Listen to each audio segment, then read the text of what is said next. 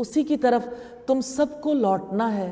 اللہ تعالیٰ کا سچا وعدہ ہے، یقیناً وہی پیدائش کا آغاز کرتا ہے، پھر وہی اسے دوبارہ پیدا کرے گا تاکہ وہ ان لوگوں کو انصاف کے ساتھ جزا دے جو ایمان لائے اور جنہوں نے نیکیاں کی ہیں، اور جن لوگوں نے کفر کیا ان کے لیے کھولتے ہوئے پانی سے پینا ہے اور دردناک عذاب ہے اس کے بدلے میں جو وہ کفر کیا کرتے تھے۔ اللہ رب العزت کا وعدہ ہے جس کی جانب سب نے لوٹ کر جانا ہے، وہی تو ہے جس نے سب کو پہلی بار پیدا کیا۔ کیا اس کے لیے دوبارہ پیدا کرنا مشکل ہے؟ وہی ہے جو دوبارہ پیدا کرے گا اور وہی ہے جو جزا دے گا، اس لیے کہ وہ مالک یوم الدین ہے۔ ہاں، اسی نے یہ خبر دی ہے کہ جن لوگوں نے کفر کیا، اپنے پیدا کرنے والے، رزق دینے والے اور اپنے مولا کی بات کا جس نے انکار کیا، اس کی سزا ہے کہ انہیں کھولتے ہوئے پانی سے پینا ہے۔ دنیا میں ایسا کب کوئی سوچتا ہے کہ میں جو نافرمانی کر رہا ہوں اس کی پاداش میں مجھے کھولتے ہوئے پانی سے پینا ہے؟ کیا وہ شخص جو باجماعت نماز کی پابندی نہیں کرتا یا وہ شخص جو نماز ادا نہیں کرتا، اس نے کبھی اپنی زندگی میں سوچا ہے کہ اس عمل کی وجہ سے مجھے کھولتا ہوا پانی پینا پڑے گا؟ کیا کبھی کسی مسلمان خاتون نے یہ سوچا کہ میں نے حجاب نہ کیا تو اس کے بدلے میں مجھے کھولتا ہوا پانی پینا پڑے گا؟ ایسے تو کوئی سوچتا ہی نہیں۔ اللہ تعالیٰ نے رسول اس لیے بھیجے تھے کہ وہ اعمال کے انجام کو واضح کر دیں تاکہ لوگوں کے لیے اللہ تعالیٰ کی بات ماننے میں آسانی ہو جائے، تاکہ لوگوں کے دل اللہ تعالیٰ کے حکم کو ماننے کے لیے تیار ہو جائیں۔ تو اللہ تعالیٰ نے اس کے بدلے میں جو لوگ کام کرتے ہیں ان کا انجام رکھا ہے۔ بھلائیوں کا انجام، نیکیوں کا انجام جنت ہے، اور من مانی کرنے کا انجام کھولتا ہوا پانی، کچ لہو اور پیپ اور بھڑکتی ہوئی آگ ہے۔ استغفر اللہ۔ حکم ماننا ہے نا رب کا، پھر انتظار کس کا ہے؟ برے انجام کا، دجال کا، قیامت کا یا جہنم کا؟ استغفر اللہ۔ وہی ہے جس نے سورج کو تیز روشنی اور چاند کو نور بنایا ہے اور اس کی منزلیں مقرر کی تاکہ تم برسوں کی گنتی اور حساب معلوم کرو۔ اللہ تعالیٰ نے یہ سب کچھ نہیں پیدا کیا مگر حق کے ساتھ۔ وہ ان لوگوں کے لیے نشانیاں کھول کر بیان کرتا ہے جو علم رکھتے ہیں۔ سورج کی روشنی میں حرارت ہے اس لیے اسے ضیاء کہا، اور چاند کی روشنی میں ٹھنڈک ہے اس لیے اسے نور کہا ہے۔ اللہ تعالیٰ نے چاند کی منزلیں مقرر کر دیں۔ چاند مسلسل گردش میں ہوتا ہے، ایک دن چاند جس مدار میں ہوتا ہے اگلے دن اس میں نہیں ہوتا۔ چاند کے گھٹنے بڑھنے سے ماہ و سال کا حساب ممکن ہوتا ہے۔ تو فلکیاتی نشانیاں ثابت کرتی ہیں کہ اس کائنات میں گہری مقصدیت ہے، اس کا آخری انجام بھی ہے۔ یہ کائنات بے مقصد نہیں ہو سکتی۔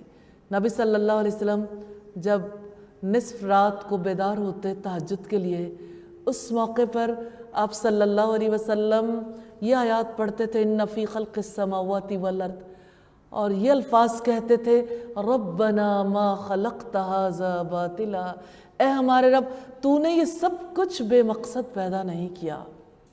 ہر ایک چیز مقصد لیے ہوئے ہے اور ہر ایک چیز ہمیں احساس دلا رہی ہے کہ تم بھی بے مقصد نہیں ہو، تمہاری زندگی کا بھی مقصد ہے۔ اپنے مقصد کو مت بھولو، مقصد کے مطابق زندگی گزارو گے تو کامیاب ہوگے۔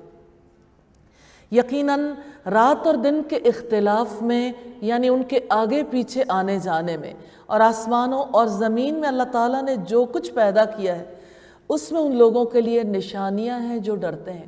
یقیناً جو لوگ ہماری ملاقات کی امید نہیں رکھتے اور وہ دنیا کی زندگی پر راضی ہو گئے اور اس پر ہی مطمئن ہو گئے، اور وہ لوگ جو ہماری آیات سے غافل ہیں یہی لوگ ہیں جن کا ٹھکانہ آگ ہے، اس کے بدلے میں جو وہ کمایا کرتے تھے۔ یقیناً جو لوگ ایمان لائے اور جنہوں نے نیکیاں کی ہیں ان کا رب انہیں ان کے ایمان کی وجہ سے انہیں ہدایت دی گئی۔ تو اللہ تعالیٰ نے یہ فرمایا کہ ان کا رب انہیں ان کے ایمان کی وجہ سے ہدایت دے گا، نعمت کے باغوں میں ان کے نیچے سے نہریں بہتی ہوں گی۔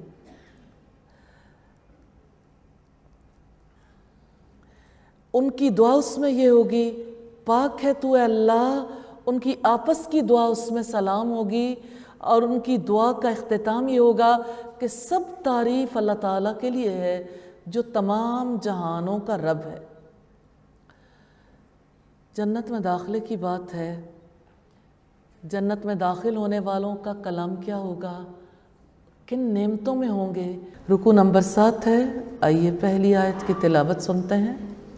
وَلَوْ يُعَجِّلُ اللَّهُ لِلنَّاسِ الشَّرَّ اسْتِعْجَالَهُم بِالْخَيْرِ لَقُضِيَ إِلَيْهِمْ أَجَلُهُمْ فَنَذَرُ الَّذِينَ لَا يَرْجُونَ لِقَاءَنَا فِي طُغْيَانِهِمْ يَعْمَهُونَ۔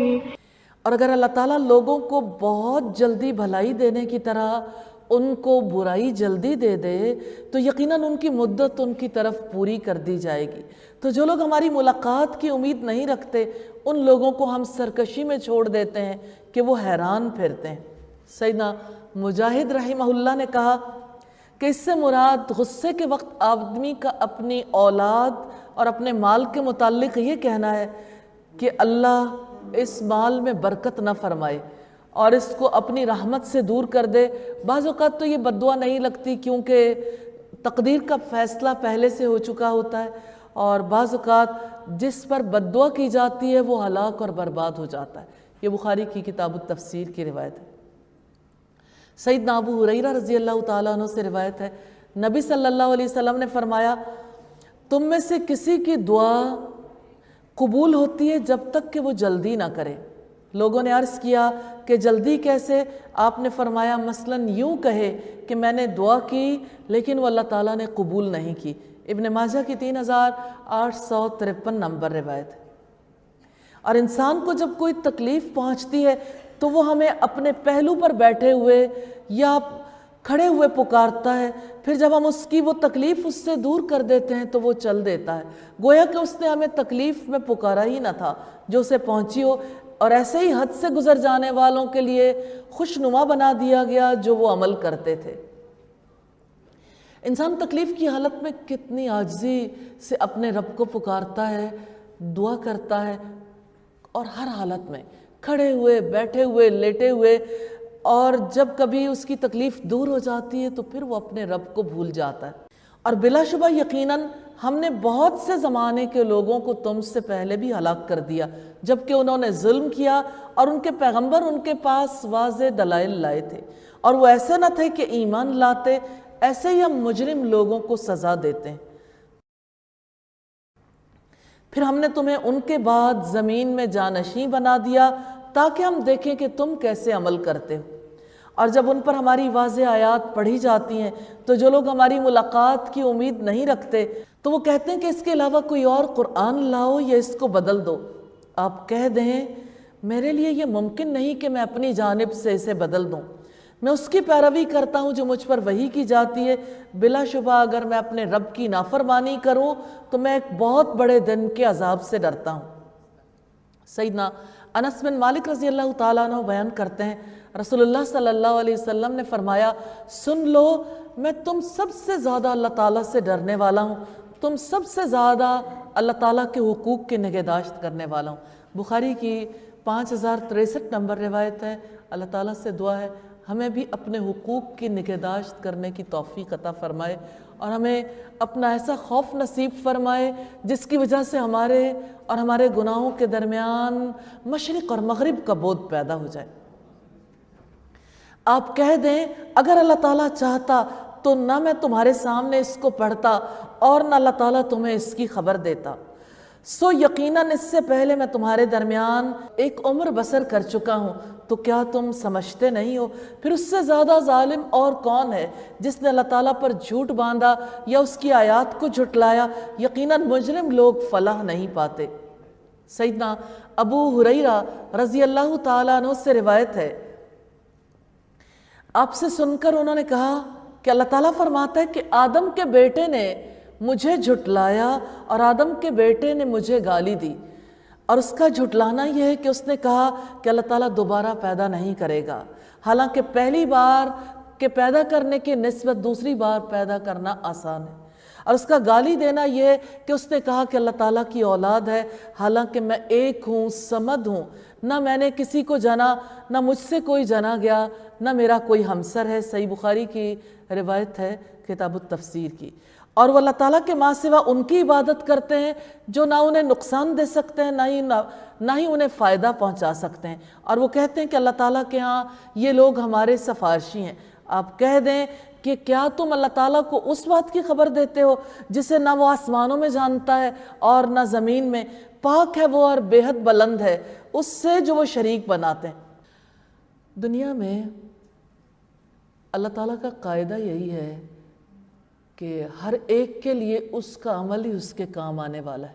نبی صلی اللہ علیہ وسلم نے فرمایا، جس کا عمل اسے پیچھے کر دے اس کا نسب اسے آگے نہیں بڑھا سکتا۔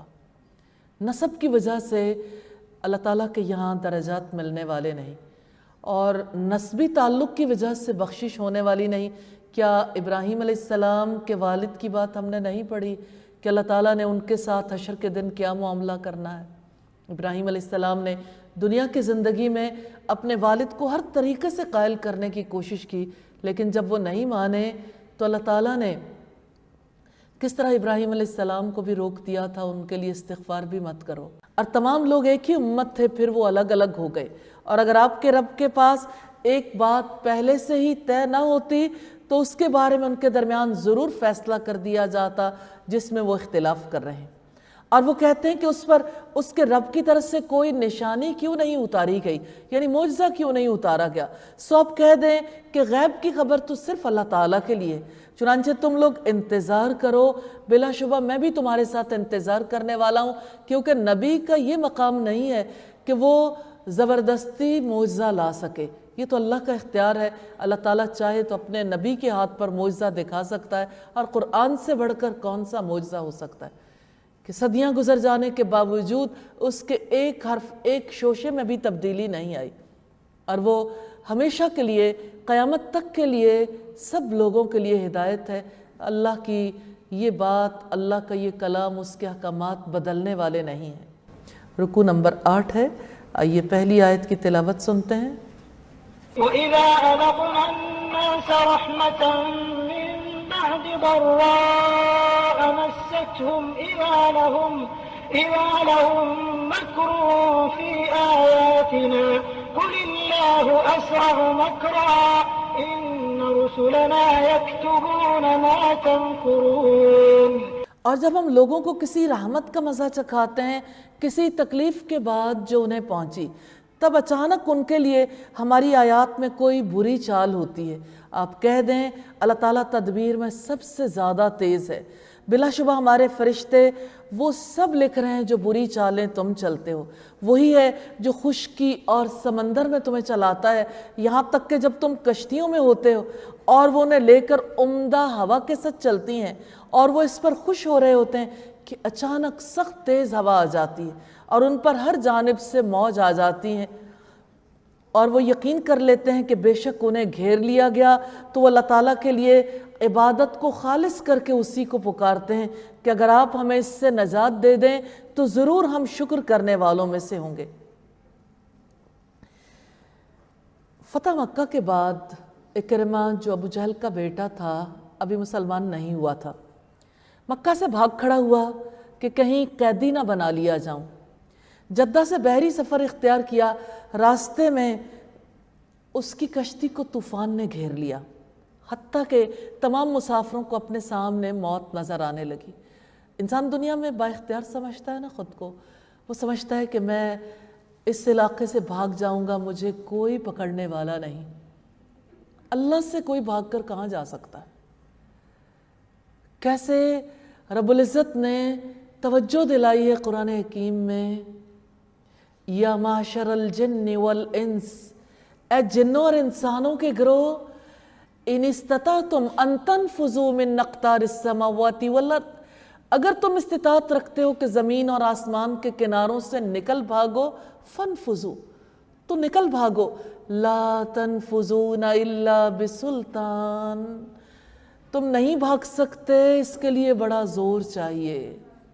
اکرمہ نے بھی بھاگنے کی کوشش کی، اللہ تعالیٰ کی موجوں نے اسے پکڑ لیا۔ اس وقت جو کشتی چلانے والا تھا اس نے مسافروں سے کہا کہ اب جس کو پکار سکتے ہو پکار لو۔ لوگوں نے اپنے اپنے بتوں کو پکارا، لیکن کشتی ایسی بھنور میں پھنسی کہ نکلنے کا کوئی امکان نہ رہا۔ تو اس نے کہا کہ اب سب کو چھوڑ دو، صرف ایک اللہ کو پکارو، یہاں تمہارے دوسرے معبود کام نہیں دیں گے۔ یہ بات سن کر اکرمہ کے ذہن میں ایک انقلاب آ گیا، سوچنے لگا وہی اللہ تو ہے جس طرف محمد ہمیں بلاتے ہیں، اگر سمندر میں اس کے بغیر نجات نہیں مل سکتی تو خشکی میں اس کے بغیر کیسے نجات مل سکتی ہے؟ پھر اللہ سے عہد کیا کہ اگر تو نے مجھے اس مصیبت سے نجات دے دی تو میں فوراً واپس جا کر اسلام قبول کر لوں گا۔ چنانچہ انہوں نے یہ عہد کیا کہ میں رسول اللہ کے پاس پہنچوں گا، اپنے عہد کو پورا کیا، رسول اللہ کے پاس پہنچے، ان کے ہاتھ پر اسلام قبول کر لیا۔ پھر اس نے جب انہیں نجات دے دی تب وہ فوراً زمین میں ناحق سرکشی کرتے ہیں۔ اے لوگو، یقیناً تمہاری سرکشی تمہارے اپنے ہی خلاف ہے۔ آج اگر رب کی بات نہیں مانتے ہو، اپنے رب کے سامنے سر اٹھاتے ہو، اس کے حکم کے مقابلے میں من مانی کرنا چاہتے ہو، تو یاد رکھنا اللہ کا تم کچھ نہیں بگاڑ سکتے، تمہارا یہ قدم تمہارے اپنے خلاف ہے۔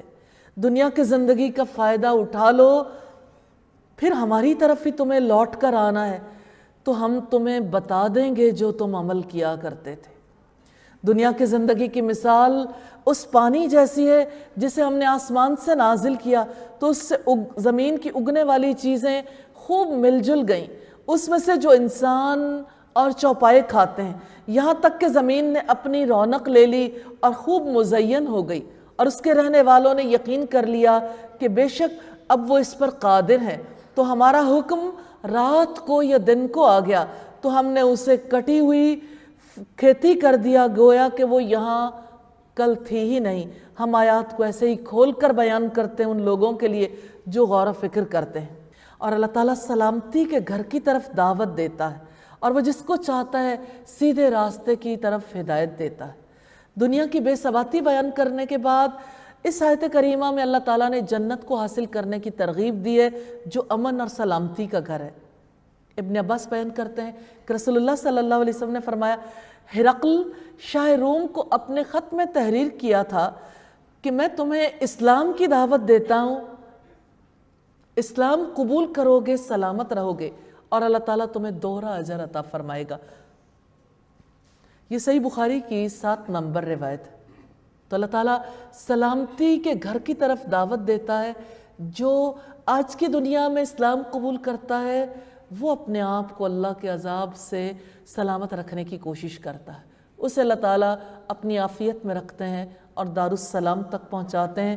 وَيَهْدِي مَن يَشَاءُ، اور ہدایت دیتا ہے وہ جسے چاہتا ہے، إِلَى صِرَاطٍ مستقیم، سیدھے راستے کی طرف۔ کوئی ایسا نہیں جو اپنی مرضی سے ہدایت پا سکے، کوئی ایسا نہیں جس کو ہم ہدایت دے سکے۔ اللہ تعالیٰ نے تو اپنے نبی سے کہا تھا، إِنَّكَ لَا تَهْدِي مَنْ أَحْبَبْتَ، بے شک تم اسے ہدایت نہیں دے سکتے جس سے تم محبت رکھتے ہو، ہاں اللہ جسے چاہتا ہے ہدایت دیتا ہے۔ اس لیے اللہ تعالیٰ نے نماز کی ہر رکعت میں ہم سے دعا کروائی ہے، اہدنا الصراط المستقیم، اللہ ہمیں سیدھے راستے کی طرف ہدایت دے دے۔ جن لوگوں نے نیکی کی ان کے لیے نہایت اچھا بدلہ ہے اور کچھ مزید ہے، اور ان کے چہروں کو نہ سیاہی ڈھانپے گی اور نہ کوئی ذلت، یہی لوگ جنت والے ہیں۔ وہ اس میں ہمیشہ رہنے والے۔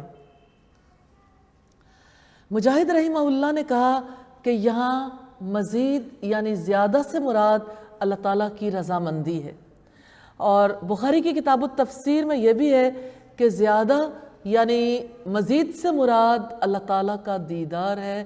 اللہ تعالیٰ سے دعا ہے ہمیں اپنا دیدار نصیب فرما دیں۔ سیدنا صہیب سے روایت ہے، نبی صلی اللہ علیہ وسلم نے فرمایا جب جنت والے جنت میں چلے جائیں گے تو اس وقت اللہ تعالیٰ ان سے فرمائیں گے کہ کیا تم مزید کچھ چاہتے ہو؟ جنتی عرض کریں گے اللہ کیا تو نے ہمارے چہروں کو روشن نہیں کر دیا؟ کیا تو نے ہمیں دوزخ سے نجات نہیں دے دی؟ رسول اللہ نے فرمایا کہ پھر اللہ تعالیٰ ان کے اور اپنے درمیان سے پردہ اٹھا دیں گے اور جنتی اللہ تعالیٰ کا دیدار کریں گے، تو ان کو اس دیدار سے زیادہ پیاری کوئی چیز نہیں ہوگی۔ یا اللہ اس دیدار کا شوق نصیب فرما دے اور ہمیں اپنے دیدار سے کبھی محروم نہ رکھنا۔ صحیح مسلم کی 449 نمبر روایت۔ اور جن لوگوں نے برائیاں کمائیں تو برائی کا بدلہ اس جیسا ہوگا اور اس کو رسوائی ڈھانپے ہوئے ہوگی، کوئی انہیں اللہ تعالیٰ سے بچانے والا نہ ہوگا، گویا ان کے چہرے سیاہ رات کے ٹکڑوں سے ڈھانپ دیے گئے۔ یہی لوگ آگ والے ہیں اور وہ اس میں ہمیشہ رہنے والے ہیں۔ جن لوگوں نے برائیاں کمائیں، اسلام آنے کے بعد لوگ دو گروہوں میں بٹ گئے۔ ایک وہ لوگ تھے جنہوں نے اسلام کی دعوت کو قبول کر لیا، دنیا کی رنگینیوں اور دنیا کی خواہشات سے ہٹ کر اللہ کی رضا جوئی کو جنہوں نے اپنا مقصد زندگی بنا لیا اور اللہ تعالیٰ کی اس طرح عبادت کی گویا کہ اسے دیکھ رہے ہوں۔ ایسے مخلص مومنوں کے لیے اللہ تعالیٰ نے جنت کی خوشخبری دی اور اس سے بھی عظیم تر نعمت اپنے دیدار کا وعدہ کیا ہے۔ اور اس کے مقابلے میں وہ لوگ ہیں جنہوں نے اسلام کی دعوت کو ٹھکرا دیا، وہ دنیا کی رنگینیوں میں کھو گئے، انہوں نے شرک اور نافرمانیوں کا ارتکاب کیا۔ ایسے لوگوں کو اللہ تعالیٰ نے جہنم کی وعید دی ہے جس سے بڑھ کر کوئی ذلت اور رسوائی نہیں، اور اللہ کے عذاب سے انہیں کوئی بچا نہیں سکے گا۔ ہاں وہ دن ہوگا جس کے بارے میں رب العزت نے فرمایا یقول الانسان یومئذ این المفر، اس دن انسان کہے گا بھاگ کر کہاں جاؤں، کہاں بھاگ جاؤں۔ کلا لا وزر، ہرگز نہیں، کہیں کوئی پناہ نہیں ہے۔ الی ربک یومئذ المستقر، اس دن تیرے رب کے سامنے ہی ٹھہرنا ہے۔ ہر حال میں ہر ایک نے، کوئی بچ نہیں سکے گا۔ سورہ القیامہ کی آیات ہیں 10 سے 12 تک۔ اور جس دن ہم ان سب کو جمع کریں گے، پھر ان لوگوں سے کہیں گے جنہوں نے شریک بنائے کہ تم اور تمہارے شریک اپنی جگہ رہو۔ پھر ہم ان کے درمیان علیحدگی کر دیں گے اور ان کے شریک کہیں گے کہ تم ہماری عبادت تو نہیں کرتے تھے، سو ہمارے اور تمہارے درمیان اللہ تعالیٰ ہی گواہ کافی ہے، بلا شبہ ہم تمہاری عبادت سے یقیناً بے خبر تھے۔ وہاں ہر نفس جانچ لے گا جو اس نے آگے بھیجا، اور وہ اللہ تعالیٰ کی طرف لوٹائے جائیں گے جو ان کا حقیقی مالک ہے، اور ان سے وہ گم ہو جائے گا جو جھوٹ وہ گھڑا کرتے تھے۔ رکوع نمبر 9 ہے، آئیے پہلی آیت کی تلاوت سنتے ہیں۔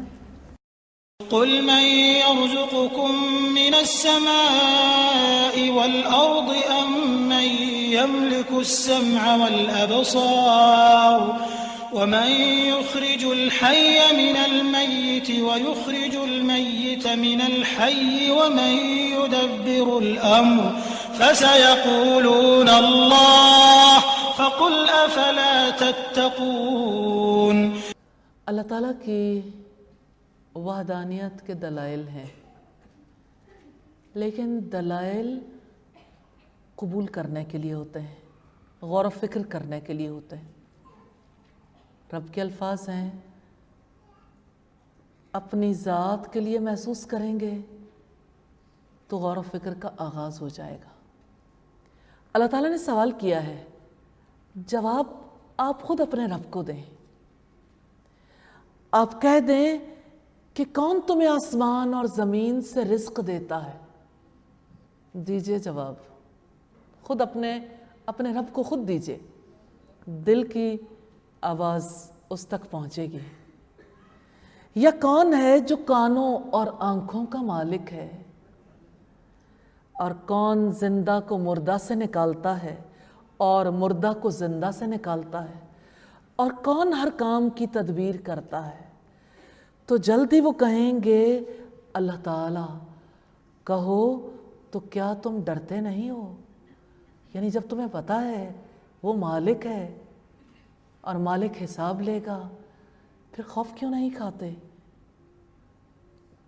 کیا اس نے نہیں فرمایا ان السمع والبصر والفؤاد کل اولئک کان عنہ مسئولا، بے شک کان، آنکھیں اور دل ہر ایک کے بارے میں سوال کیا جائے گا۔ کیا وہ سوال نہیں کرے گا آنکھیں کس لیے دی تھی اور کیا کچھ دیکھ آئے ہو؟ زیادہ دور نہ جائیں، جو آپ کے ہاتھوں میں ہر وقت موبائل رہتا ہے، اس پر سے سارا وقت کیا دیکھتے ہیں اور کیا سنتے ہیں؟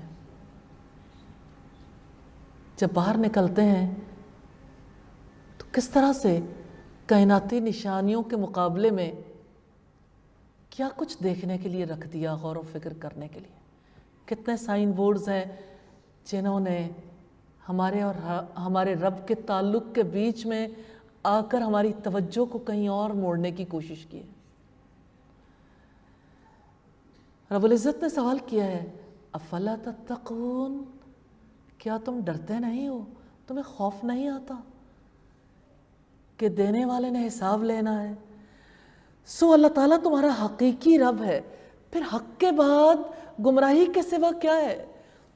پھر تم کدھر پھیرے جا رہے ہو؟ یعنی تمہارے پیچھے کون ہے جو تمہارا رخ رب کی طرف نہیں ہونے دیتا، جو تمہاری توجہ کو پھیر دیتا ہے، اور تم اس کے کہنے سے پھرتے چلے جا رہے ہو؟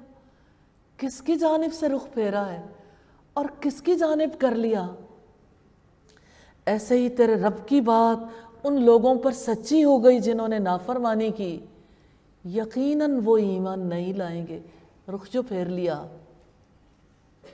خوف جو نہیں آتا، آپ کہہ دیں کہ کیا تمہارے شریکوں میں سے کوئی ہے، یعنی اللہ تعالیٰ کو چھوڑ کر جس کی بات بھی تم مانتے ہو، کیا کوئی ہے جو تخلیق کی ابتدا کرتا ہو پھر اس کو دوبارہ بناتا ہو؟ آپ کہہ دیں اللہ تعالیٰ ہی تخلیق کی ابتدا کرتا ہے، پھر وہ اسے دوبارہ بناتا ہے، تو تم کہاں سے بہکائے جاتے؟